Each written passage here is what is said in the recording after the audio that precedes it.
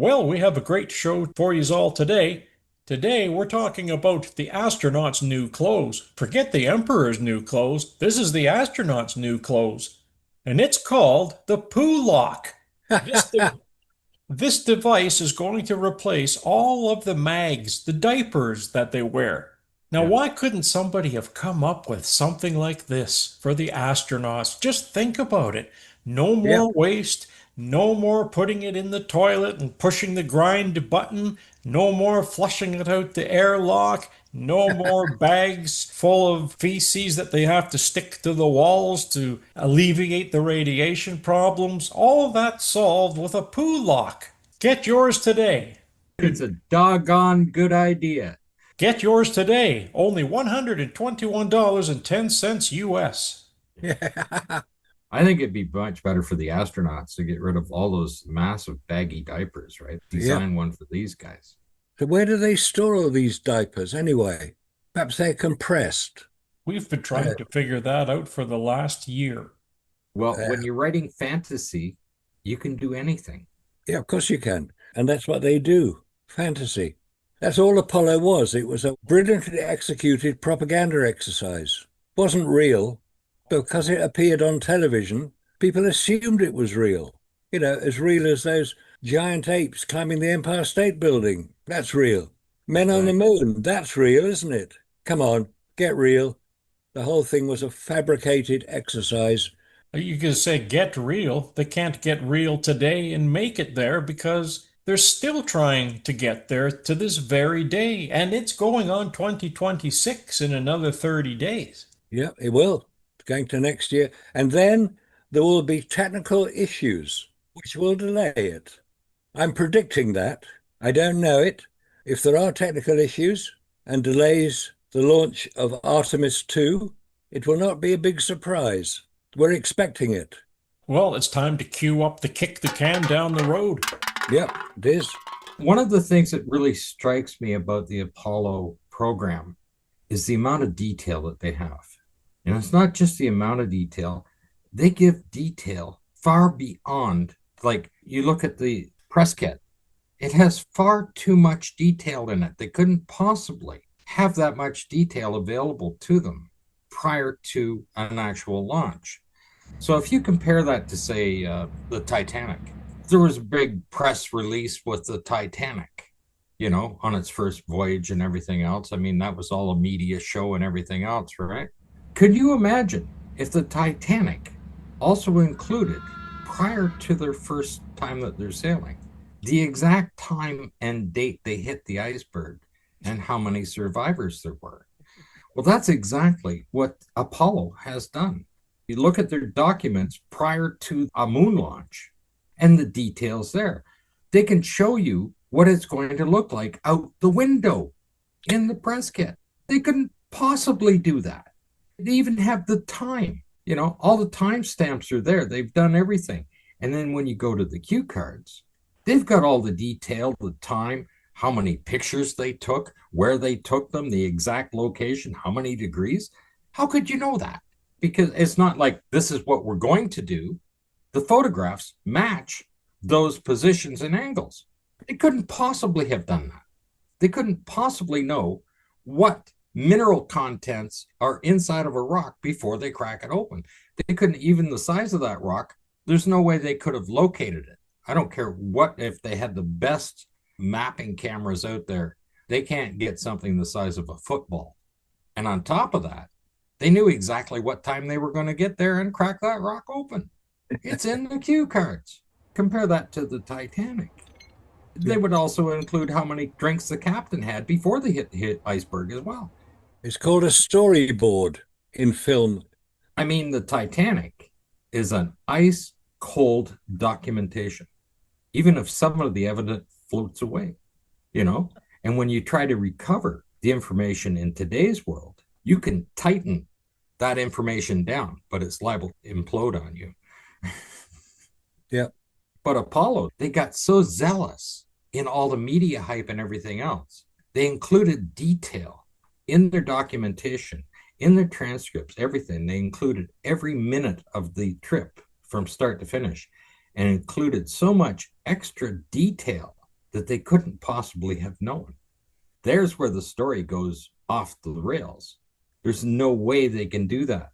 Even Apollo 12, they're going to have this exact landing so they can get in beside the surveyor and stuff like that. All of that stuff is just far too much detail in the description of it. And that's the same as the launch and their return and their splashdown, how close they were landing. All of that stuff, it can't be done today. On a re-entry, they're not that close to the recovery ship.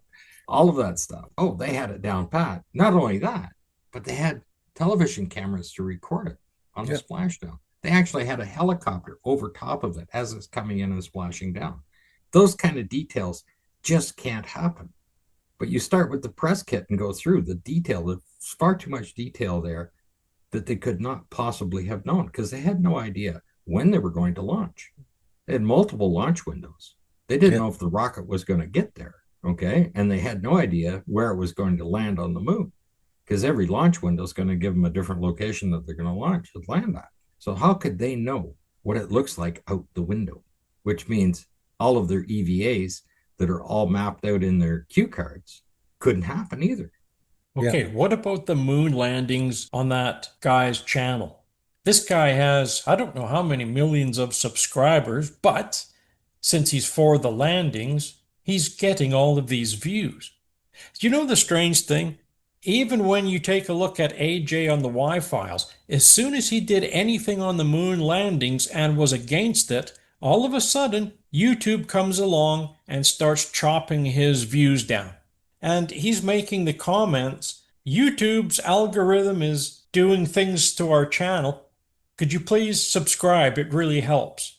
You see? So there's something seriously wrong. If you cannot freely discuss this topic, then I'm sorry, but the government somewhere along the line is involved in this. There's the link to that channel. He puts up stuff on Mars and stuff like that. But I saw one where he had the Apollo 16 rover doing the Grand Prix, and it had a little caption up in the corner saying, "Is this a model?" on the thing. But he's for everything else, and he's got 1.8 million subscribers to his channel. And then when you look at the stuff on the Mars, he's showing all of the anomalies in the little shorts that he does. And he has a big red ring around it going here, and then it zooms in to show something that just shouldn't be there. He's not saying that material that he's showing the objects that should not be on Mars, because he doesn't say it. There's no voice or anything over it, but he's pointing it out. And yet his entire channel appears like he's supporting NASA and their Mars mission. So I don't know if he's trying to fool NASA and he's trying to point things out to people. They don't get it. I just thought it was an interesting channel that he's not being suppressed in any way, shape, or form. A lot of views. Here's the video that we were looking at yesterday. The moon's fatal flaw that no one has the solution for. This guy's channel is called Mistral. Some of the statements he makes are basically what we say. And I mean, he's supporting the moon landings, but he's talking about the dust and he says it won't settle. You walk through it and it's not going to settle. And he describes it. Then why don't we see this in the photographs? 19K views 2 days ago. And he's quite right about the dust. He also mentions the radiation and temperature and energy, the total lack of energy to be able to stay on the moon, what it would actually take to be there. He talks about all of that stuff. He's got the film of them coming down the ladder as well, which is always a bit strange. Yeah, speaking of coming down the ladder, I put two of these videos together. And what I did was I took the one of Aldrin standing down at the bottom of the ladder in the footpad, and then I take the video, the actual film footage that was taken from the camera on the side of the limb. In one, the one Neil's taking, Buzz Aldrin, he's in complete darkness in there. And then when you look at the one that Armstrong takes, the still photo, he's lit up like a Christmas tree. Well, I'm sorry, people, but you cannot have it both ways. Either he's lit up or he's in the shade. Exactly. Because the lamb landed in the shade. It landed facing the shade. The door side was always on the shadow side. So why is it when you see the video from the limb and you see the one from Neil Armstrong, they're two different lighting situations here? And not only that, but when you see Neil Armstrong where he's taking the images from, It's nowhere near where he is taking it in the actual still picture. Exactly. Yeah. So there's another anomaly to add to the growing list. Yeah. The normal explanation is that because Neil Armstrong is wearing his spacesuit, it's reflecting light, but it's not nearly enough area. Well, no, it So can't be reflecting the light because when we see the film footage from the LEM, Buzz Aldrin is in the shadow and he is in darkness. So how come Neil's suit isn't lighting him up in that scenario? And don't tell me that they just opened the aperture up because that's not going to cut it either. If you noticed in that film footage, they opened the aperture and yet he's still in darkness. So how did Neil's still image come out so darn bright and crisp and clean? Because it was not filmed on the lunar surface. It was filmed here on this planet. Neil Armstrong, now, is he the one that's pulling out all of the equipment out of that bay? Yeah, right there in that shot, he's into the bay there, and you can see the floodlight right above his head. That particular one, because that's where the famous shot of Buzz Aldrin. And I have looked at this particular picture a few times up close to see what kind of stuff is being disturbed. Because when you see the shot of Buzz Aldrin standing just in that little crater edge there, you can see the footprints are going out close to it in that shot. I'm looking closely. I don't know if it's actually been disturbed, whether they already did a pre-run with him being shot in there or not. But this photograph is before Buzz Aldrin goes out there and takes the famous picture. But if you look in there and look where he's standing, like there are no footprints out that far, and there shouldn't be at that point. But there's also a whole lot of stuff on the ground just past the solar wind experiment. Just on the ground, there's an unusual chunk of rock there, and there's a big strap laying on the ground behind there. And it shouldn't be there. There's straps all over the place out there. Yeah, well, I find it interesting that this is Apollo 11. The landing footprint is seen by pilot from 8,000 feet altitude, and this is so accurate. The horizon, the elevation angle in degrees, normal landing site, 3,000 feet reference circle, and landing gear pad. And then it has 100 feet per second, then it has velocity, 0 feet per second, then it has lateral angle in degrees, and then elevation angle in degrees. This is so detailed, and when you look at the horizon over here, this is an exact match of the craters that they were over when they were landing. How can you do that when this was made 3 months prior to taking off, and they had, I believe, 4 different places that they could have landed in, and yet they picked this particular area? That's impossible. Do you realize the odds of that? That would be like winning the lottery. And they Like I did said, it 6 times. That's like winning the Powerball 6 times. that's right. It's like they put far too much information in that wasn't available to them. Like I said, it's like having the Titanic have a press release and then they're going through the documents and find out they already released how many people died, how big the hole was in the side of the ship, all before it sailed. It's a beautiful story. It's a beautiful story, or just BS for short. Imagine this. Here's the Titanic. They're building it. They finish it. Now it's going to be launched for its maiden voyage, and they're going to write in the owner's manual, or they're going to write it somewhere in the technical notes, that if it hits an iceberg, this is where the hole is going to be. This is how large the diameter of the hole is, and this is how many people are going to die. This is how many people are going to be rescued, and the ship is going to go down and crash. I mean, come on. This is the same thing. Yes, they give you the exact location and time that they hit the iceberg in the plans while they're still building the ship. And that's exactly what Apollo is. They're giving you the details, all of the details that they could not possibly have known. And don't forget the band keeps playing, just like we hear in Apollo when they start playing Off We Go Into the Wild Blue Yonder. So they even have a band, just like they did on the Titanic. The only difference is that, according to the AI and all these other journals, that they piped the off we go into the wild blue yonder through the comms so that we don't hear the engine. Now, how convenient is that? And yet, we can still hear the astronauts talking back and forth while we hear off we go into the wild blue yonder. How's that going to work if it's piped in through the comm system? It should cut in and out then. But it doesn't. When the astronauts talk, the squelch cuts in and out, so why doesn't the audio cut in and out? There's so many strange things going on here. So forget about these guys patching it through the comm system because when the astronauts talk, the squelch is going to kick in, and either one of two things are going to happen.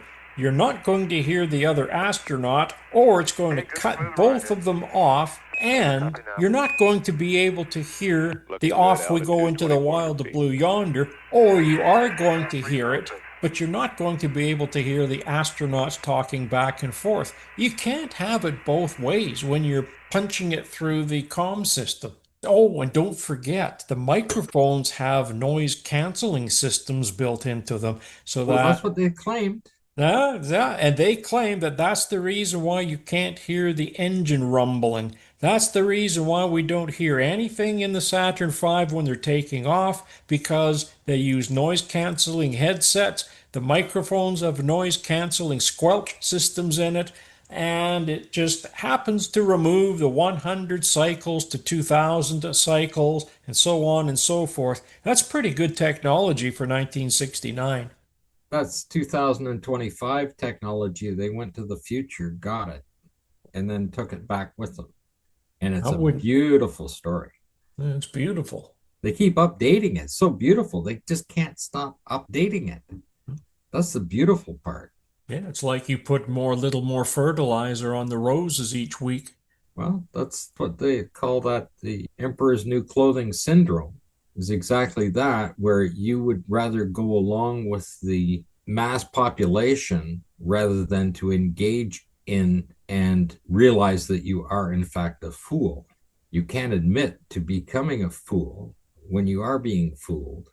And if you realize when that story was written, there were people many, many years ago that are pulling the same stunts that we are today. People are trying to fool people. But when you try to fool people like Apollo did, and you include so many details that you couldn't possibly have known, and they're documented everywhere, they haven't actually tried to hide all those documents, they just modify them. They can't sit there and say, okay, well, they drop all of the images from the press kit with all the landing sites and images and timelines and stuff. And they can't get rid of the stuff in the cue cards.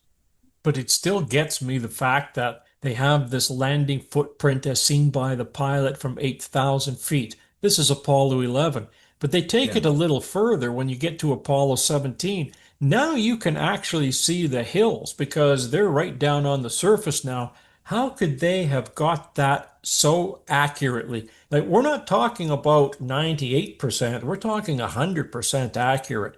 And again, they had four different landing sites picked out, and they just happened to land at that landing site in that exact location, precisely where they're seeing this image of that hill, the massive, out the window, and it's an exact match. Again, that's like winning the Powerball.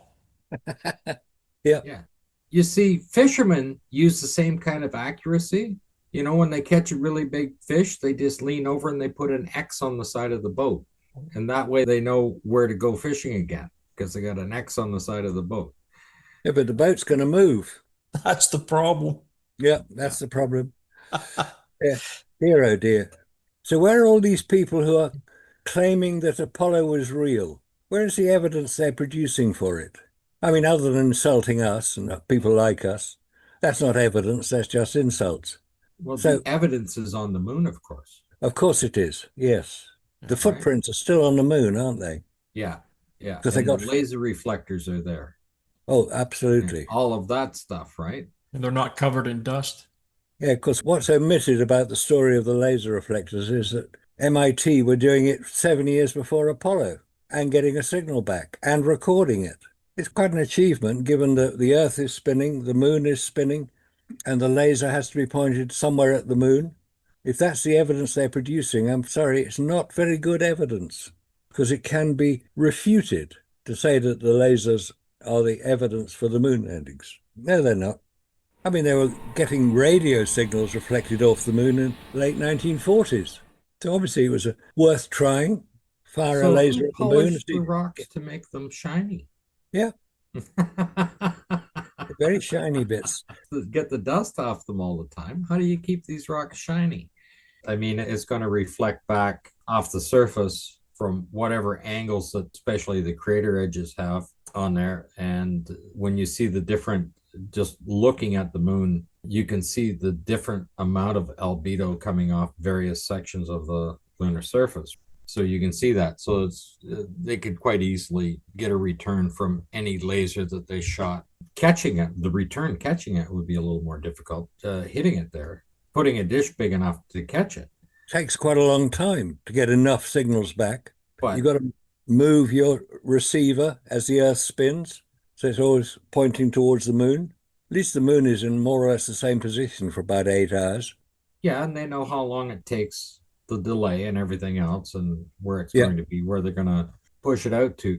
But when you sit there and start to make these claims on that kind of technology and continue to make those claims on it, well, then why the hell don't they drop these things on the other planets so they know the exact position? Because the idea of the laser reflector is to know the exact position, whether the moon is coming closer to us, farther away, whatever.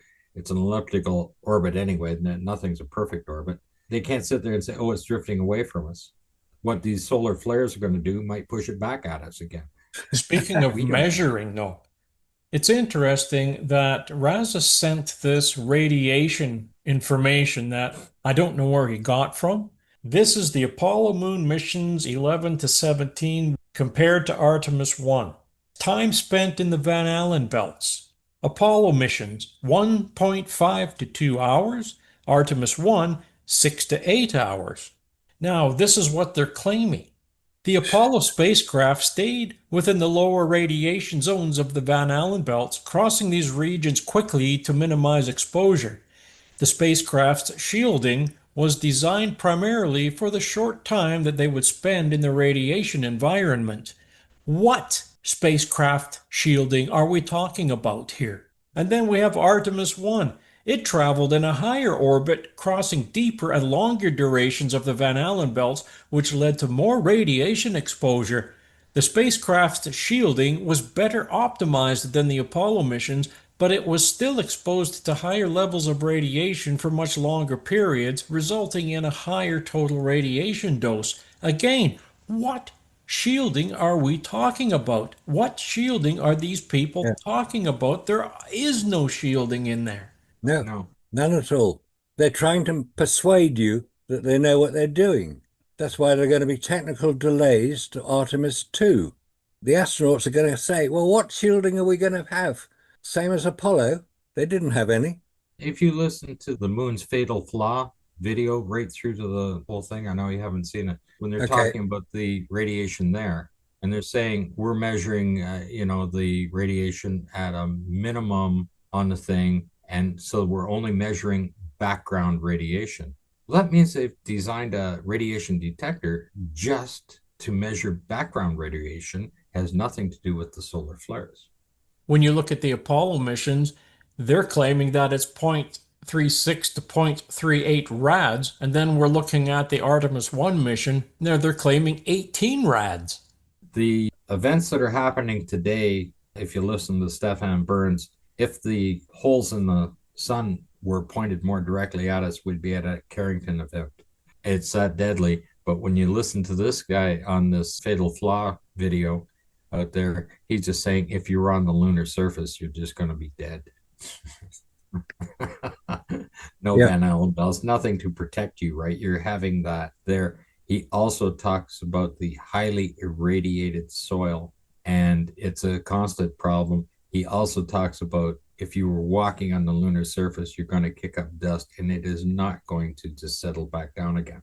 It's going to be there, and you'll be dragging it into everywhere you go. Then there was this other channel. Now, this guy was saying that pretty much we're crazy and all people like us are crazy. And the way that he looks at the camera when people are saying, oh, we can't travel through the Van Allen belts without adequate shielding. And then he's looking at it as if to say, well, those people are crazy because they did it 6 times in 1969 to 72. And again, he's not looking at any of the evidence. He's just like the rest of these parrots. They Yes. don't bother to do the research and they just take everything NASA says at face value without even looking or reading or taking apart NASA's documents and actually reading the meat and potatoes that are inside of there. Instead, he just parrots exactly what the rest of them, Veritasium, Physics Girl, and all the rest of them. Yeah, it's quite right. Because they just parrot what NASA says, they claim they're being accurate, but they haven't done their own research. Because they don't then make the obvious connection that if the Van Allen belts around Earth are protecting Earth, which they are, where's the radiation coming from that's in the Van Allen belts? It's coming from deep space. It's coming from the sun. So as soon as you get past the Van Allen belts, you're into radiation the whole way to the moon and back.